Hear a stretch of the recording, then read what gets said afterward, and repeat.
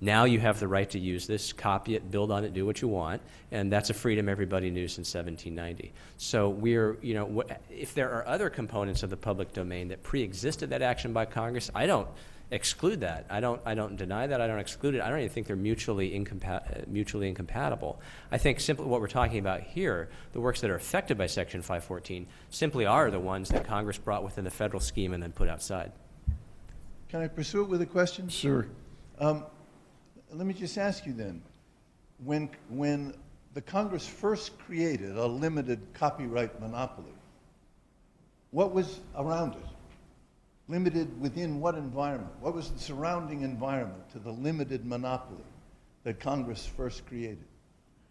You mean the state of everything when Congress first acted in 1790? Yeah, and then take it back a step further. What was the domain in which the sovereign citizens who created the Constitution were acting? Were we not sovereign citizens in a public domain, creating a limited government and doing our very best to limit it, and then making the limited monopoly clause to create limited monopolies within our public domain? Well, but I think the problem is that ignores the state law layer to it, because as of 1790, as we talked about in the briefs and lots of other places, there were state copyright statutes, and they were, they were quite a complicated patchwork and a mess, and the protection was incomplete.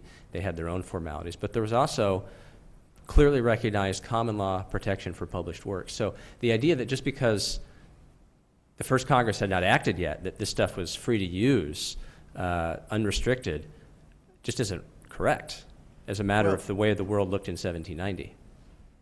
I think that rather than get into what state law and what New York law and this and what was exactly in 1790, our best bet would be to equate the public domain with the retained liberty of the sovereign citizenry. The public domain is the environment that we're free to use. And law attacks it in various different ways, but it is our retained liberty.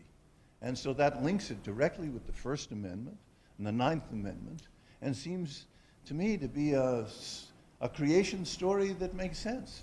Well, and you can tell that story with the 1790 Act, because again, the liberties created by the 1790 Act that were clear for 200 years. The 1790 Act did not create my liberties. I had liberty before we created the Constitution. Well, it could have taken them away, but it chose not to, because it was within Congress's power to take them away, but Congress chose not to take them away. So I mean, you might just have a complicated definitional problem, but I think if it didn't create them, it certainly made them crystal clear. Agreed. Recognized is very different than create. Very different.